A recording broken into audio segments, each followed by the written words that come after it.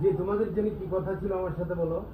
আপু, আমাদের আমাদের একটি প্রশ্ন ছিল আপনার কাছে, হুম, তোমার কাছে বলো। হ্যাঁ, যে নামাজে কিভাবে আরো বেশি আগ্রহী হওয়া যায়।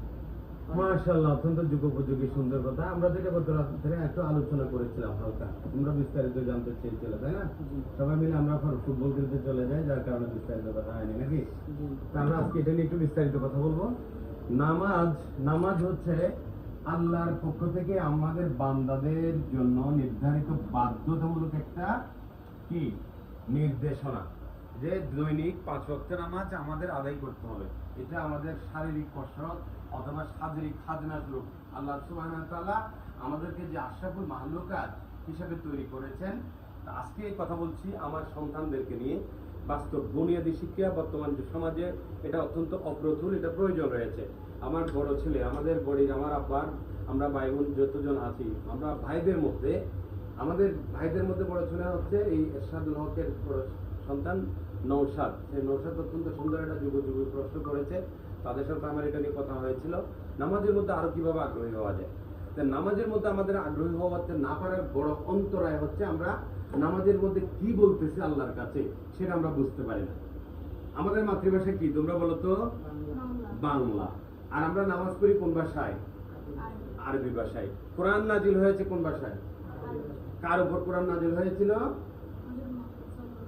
হযরত মুহাম্মদ মুস্তাফা সাল্লাল্লাহু আলাইহি ওয়াসাল্লাম, আমাদের মহানবী, যিনি নবীদেরও নবী, তাই না? আখিরি জামানার নবী, যিনি আল্লাহর হাবিব, আল্লাহর বন্ধু, এই নবীর উপরে কোরআন নাজিল হয়েছিল, তাই না? এটা কোন ভাষায়? আরবি ভাষায়। তা আরবি ভাষায় কোরআন নাজিল হয়েছে, যার কারণে আরবি, কোরআনের ভাষা আরবি, নামাজের ভিতরের ভাষাগুলো আরবি। তা আমরা নামাজ হচ্ছে কি, নামাজের মধ্যে, নামাজের বাহিরে 7টা, ভিতরে 6টা আরকান আহকাম আছে। এগুলো আমাদেরকে ভালোভাবে জানতে হবে। এবং ভিতরে নামাজের মধ্যে যে পড়াগুলো আমরা পড়ছি, কেরাত পড়ছি, সূরা পড়ছি, তেলাওয়াত করছি, এবং আরো যে দোয়াগুলো পড়ছি, আমরা যে তাকবীরে তাহরিমা আল্লাহু আকবার বলার পর থেকে আমরা যে সালাম ফেরাই, 4টা অবস্থা আছে। একটা দাঁড়ানো অবস্থা, কিবলামুখী হয়ে আমরা দাঁড়াই। দ্বিতীয় অবস্থাটা হচ্ছে রুকু অবস্থা। তৃতীয় অবস্থাটা হচ্ছে বসা অবস্থা। চতুর্থ অবস্থা হচ্ছে সিজদা অবস্থা। এই 4টি অবস্থার মধ্যে আল্লাহ রাব্বুল আলামিনের বরাবরে আমরা যে আবেদন নিবেদন, কথাবার্তা, বিভিন্ন দোয়াগুলো আমরা পড়ে থাকি, এই কথাগুলোর বাংলার অর্থ সহকারে যদি আমরা বুঝতে পারি, তাহলে আমাদের নামাজের মধ্যে মনোযোগ বাড়বে। আমি কথা বুঝতে পারছি?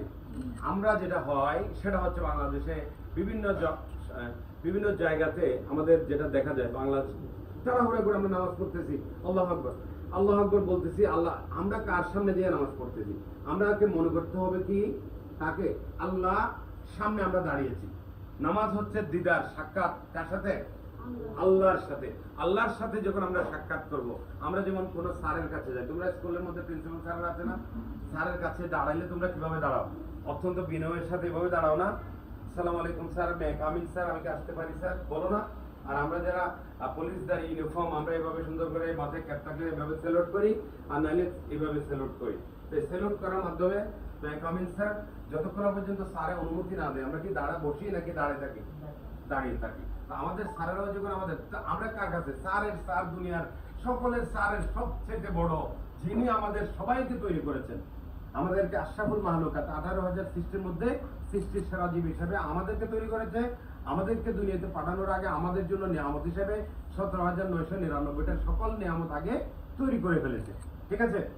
এখন সেই আল্লাহ, যিনি আমাদের সবার স্রষ্টা,